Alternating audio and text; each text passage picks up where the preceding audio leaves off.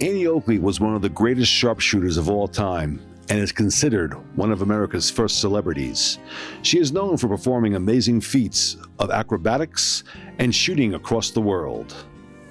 However, little is known about the time she spent in Nutley, which is one of the few places she considered home. This is a story of how a humble superstar left her mark in a humble town. Annie Oakley was born in 1860 out in Woodland, which was in Darke County, Ohio.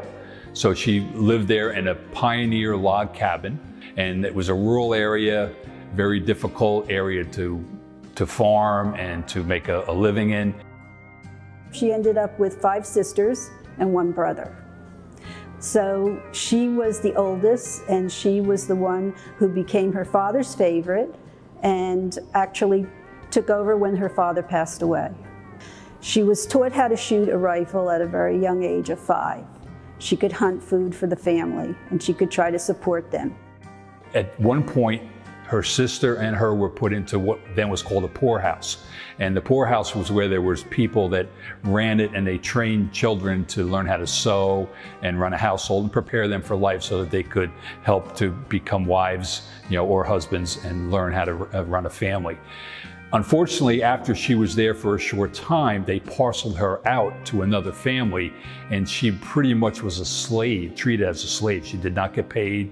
She was treated very harshly, and it was not a good time for her, but she had to do what she had to do. And then at age 15, she ran away from that abusive family and went back to her mom. So when Annie came back home, her mother had been married for a second time, and there were more children added to the family. In order to help support her mother, she would go out and shoot game with her father's rifle, and she would sell it to the local villagers and hotels and supermarkets in those days, grocery stores that needed to have meat. And she gained a reputation that way. Bet at 50 yards she can knock the eye out of a bumblebee. Yeah, them quails she shoots don't know what hits them. Annie Oakley's rise to fame was actually at about age 16, because she had been shooting now, and she heard about a competition against Frank Butler. And this was a shooting competition. He was a famous marksman at the time. He was a number of years older. Frank shoots 24 out of 25, but Annie shoots 25 out of 25. And Frank becomes enamored by her. So Frank, being so enamored by Annie Oakley, decided that he wanted to marry her. Frank and Annie were married. Successfully, I might say, for 50 years. They remained married. Annie Oakley's rise to fame really continued after the show that she had with her husband, Frank Butler. They're going around the country, and then she attended the World's Fair, and they performed down there in New Orleans. And during that time, Buffalo Bill Cody, who had a Wild West show, with Native Americans in it, and cowboys and sharpshooters. It was an amazing large show that traveled all over the country. So she went in, signed on with him. She was the highest paid person within the organization. And that's finally when she got top billing. Frank didn't care. He was her manager, and he promoted her also. From that point, she was known as the championship of the world, gaining and collecting many medals of honors across Europe and London. And she was only 5 foot tall. She was like 112 pounds, 115 pounds. She was small, but she could do all kinds of acrobatics, all kinds of shooting. Chief Sitting Bull, who was also part of the show, who was a Native American, and he named her Little Sure Shot because he just fell in love with her, so kind of adopted her as his daughter he never had.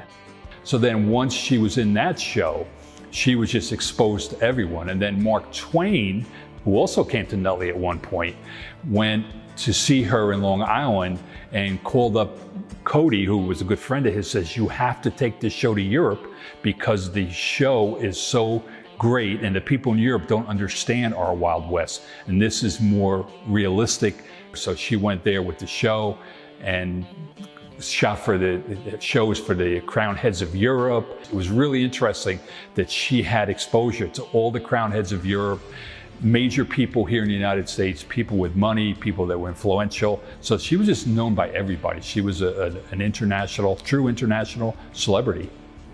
Then, upon leaving Europe, and the Wild West show came back to New York City, where it was stationed for the shows at the Garden and other local places. And Annie said, well, I need a place to stay, and I'm tired of being in a hotel. Her friend, he invited them to come to Nutley to visit him. They got on a train, they got off at Stitt Station here in Nutley, and when she came off of the train, she said, oh, this land reminds me of rolling hills, forests, horse country, and farms sporadically spread. Hence, her and Frank buy land, and they lived very happily here for at least 12 years. She always called Nutley her home. And Nutley probably was the first house that we know of, other than her childhood home, that she actually built and lived in, because she was on the road all the time. One thing to note about Annie's house, there were no closets. And that's because she was so used to living out of a trunk. She had no need for a closet. Eaton Stone, he was a famous horseback rider. He was one of the only guys in the world that could do a back somersault flip off of horses and ride 4 horses at once. In 1892, Eaton Stone had a winter circus grounds, and that's up at where the old Roach property, now On 3 property development is. So she would go there, met him. Then they developed an idea to have what they called the Nutley Amateur Circus. And the Nutley Amateur Circus was a big event that was staffed by people who lived in Nutley that had skills, whether it was horseback riding, boxers, magicians, clowns, whatever they could do, plus professionals from the area. And they brought them all together for one day, and it was a spectacular show. Annie was shooting from the back of a horse, standing on the back of a horse, shooting at glass balls, and it was just one of those really big things that helped put Nutley on the map. So it was really, really a great event.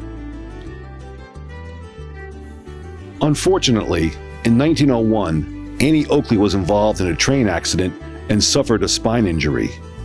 She left Buffalo Bill's Wild West show in 1902, but continued performing in other shows despite her injuries. Even long after Annie Oakley left, Nutley still remembers the impact she left, even to this day. To me, she was a simple person, a very adventurous person, a caring person, a person who donated her time, supported children.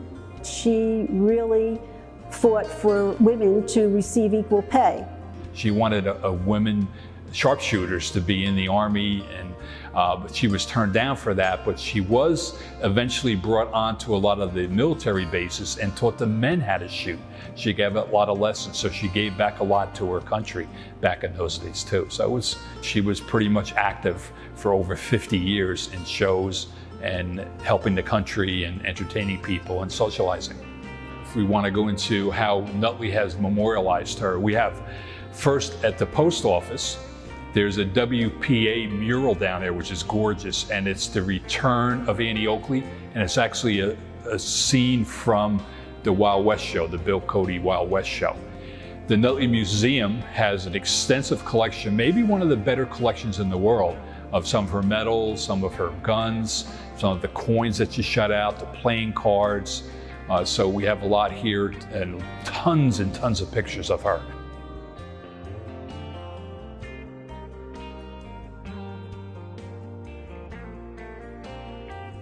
Nutley also had an Annie Oakley Day. Back in 1966 and 1967, I was just a child at the time, we had a showdio, they called it, in the Park Oval on the football field. And it was a day-long show, went from 10 in the morning, started with a great parade of Conestoga wagons and little kids with homemade wagons and horses, one of the greatest parades that ever occurred in Nutley.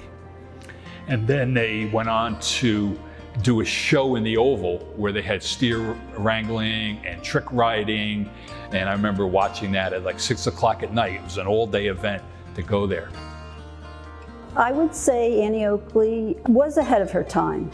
She was probably the first woman to advertise and market for gun ammunition. The fact that she was interested in the stock market, she was ahead of her time. Empowering women was, I think, her major legacy. One of the things she said was, always aim high. You may miss your target the first, second, or third time, but eventually you'll hit the bullseye. She was an icon. And I think her courage to stand up for what she wanted was good for all women. On November 3rd, 1926, Annie Oakley passed away at the age of 66. Frank Butler, so grieved by Annie's death, stopped eating and passed away just 18 days later. The two of them were buried side by side. Even though Annie Oakley is long gone, her legacy will never fade away. Not in America, not in Ohio, and especially not in Nutley.